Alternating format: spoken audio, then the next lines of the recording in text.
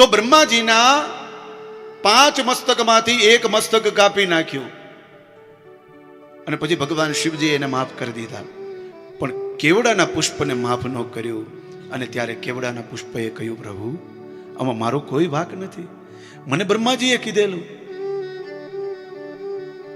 ભગવાન ક્રોધમાં હતા ને ત્યારે કેવડાના પુષ્પને કીધું કે હું તારો સ્વીકાર નહીં કરું. પણ જ્યારે ભગવાન શિવજીને ખબર પડી ને કે આમાં કેવડાના પુષ્પનો કોઈ વાંક દોષ નથી, અને ત્યારે ભગવાન શિવજીએ કહ્યું કે વર્ષમાં હું 1 વખત હું આપનું ગ્રહણ કરીશ.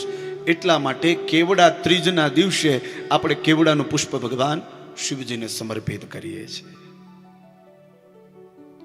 તો બ્રહ્માજી ખોટું બોલ્યા પણ નારાયણ સાચું બોલ્યા ને, એટલે ભગવાન શિવજીએ એ નારાયણને એક નામ આપ્યું છે અને એ નામ છે સત્ય.